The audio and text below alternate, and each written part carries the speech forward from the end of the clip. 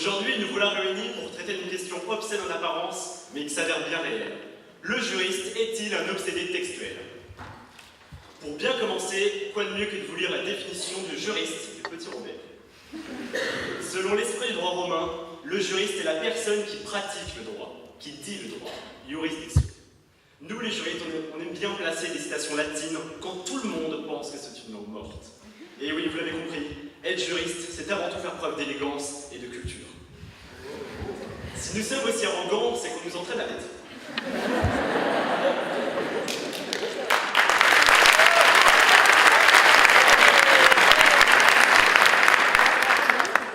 Un de nos professeurs de droit, dont je ne divulguerai pas le nom pour protéger son anonymat, a toujours, et ce dès le début de l'année, cultivé en nous notre sentiment de supériorité.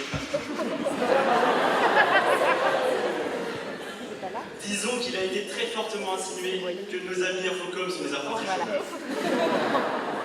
Si en apparence, cet anonyme reflète toute la mesquinerie et la méchanceté que ce monde peut nous offrir, le fond de son acte purement gratuit et facile cache une symbolique, un objectif, celui de renforcer l'image de la faculté de droit.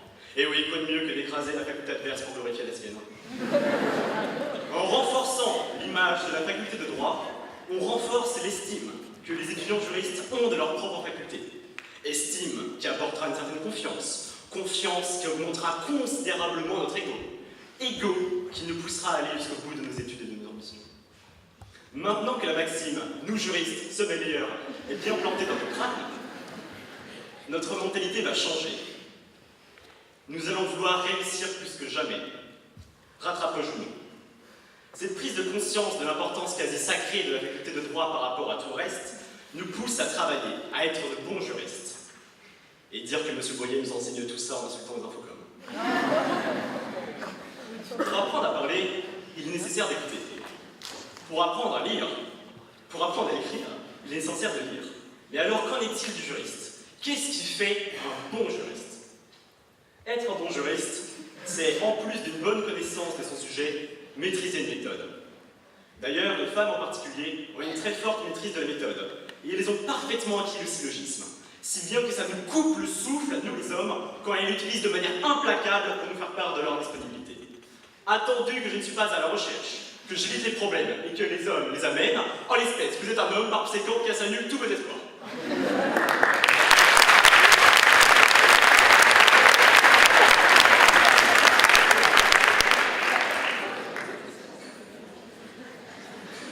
Être juriste, c'est se transformer en rat de bibliothèque pour survivre dans la fosse au lion. Être juriste, c'est les 70 heures par semaine, c'est les questions de moralité incessantes durant les repas de famille, c'est tenter de se convaincre qu'on aime ça le droit, et qu'on ne travaille pas seulement pour un métier stylé. Non. Être juriste, c'est un combat contre soi-même, avec tout le doute et les peurs qu'un aveugle volant pourrait avoir. Bref, on ne sait jamais vers où on s'est dirigé réellement. Être juriste, c'est savoir décrypter le langage et les mots juridiques. Alors quand je parle un peu à mes amis des contradictions juridiques qui sont à l'origine des conflits sociétaux qui séparent les Français depuis la fin du XXe siècle, ils me regardent tous comme si je parlais en sujet. Et c'est parfaitement normal, car le vocabulaire juridique doit sa complexité à sa technicité. Parce qu'un juriste doit savoir jouer avec les mots afin de pouvoir jouer avec les lois.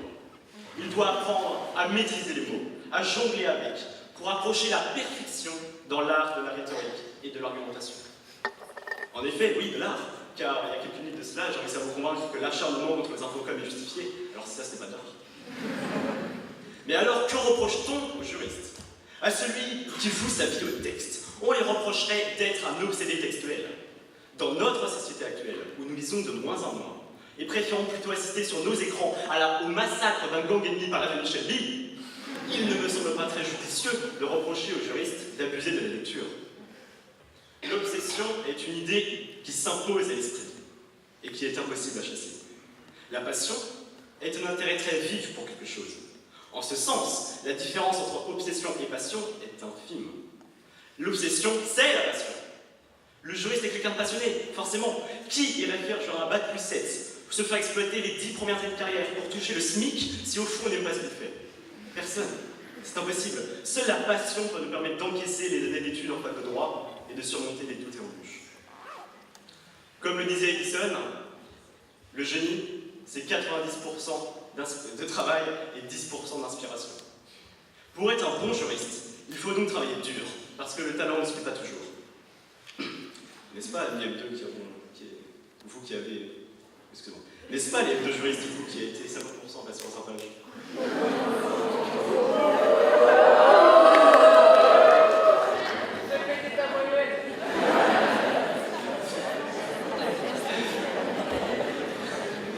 Le droit il change, il est nouveau. Les hommes font les lois en fonction de l'esprit de la nation, des mœurs, de l'évolution. Donc, il est nécessaire pour les juristes de continuer à apprendre et de se mettre à jour. Le juriste se réfère quotidiennement aux textes pour pouvoir travailler. Sa vie entière tourne autour des textes. Le juriste s'imprègne corps et âme aux textes pour les comprendre, les maîtriser, car les textes sont l'essence même de sa profession. Alors oui, évidemment, le juriste est un obsédé textuel. Le juriste est toujours habité par cette obsession textuelle, tout simplement parce que les textes sont aux juristes ce que les notes sont aux musiciens. Il ne peut pas travailler sans. Napoléon disait à Sainte-Hélène, « Ma vraie gloire, ce n'est pas d'avoir gagné 40 batailles. Waterloo effacera le souvenir de tant de victoires. Ce que rien n'effacera, ce qui vivra éternellement, c'est mon code civil. » Ce que l'on retient, c'est que les mots ne sont que des mots. Les mauvais gestes effacent les bons, et qu'à l'arrivée, ce qui survit, ce sont les textes. Le juriste est obsédé de laisser une trace à l'histoire. Entre les réflexions doctrinales et les lois, le juriste produit comme s'il était un père, et qu'il voulait laisser un héritage qu'on ne verrait pas. C'est beau, n'est-ce pas? Mon raisonnement est clair.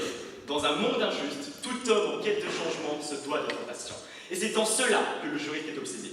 Armé de son esprit de synthèse, de son éthique et de sa volonté d'établir une certaine justice, le juriste tente, et ce peu importe, il ne sera pas là pour le voir, de changer le monde.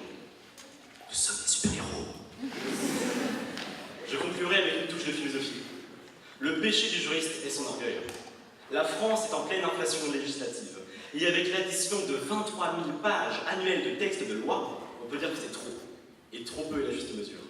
Tout l'orgueil du juriste est là, se vouloir faire des lois partout et pour toutes choses, se croire nécessaire dans tous les domaines de la vie, ce qui efface l'essence même du droit, car au fond, c'est ce qui n'est pas écrit, qui prime de tout. Je me souviens de quelqu'un qui, à ne pas avoir la sagesse de trouver ses limites, à vouloir toujours plus, à vouloir monter toujours plus haut vers le soleil, a fini par se brûler les ailes. Il s'appelait Icare.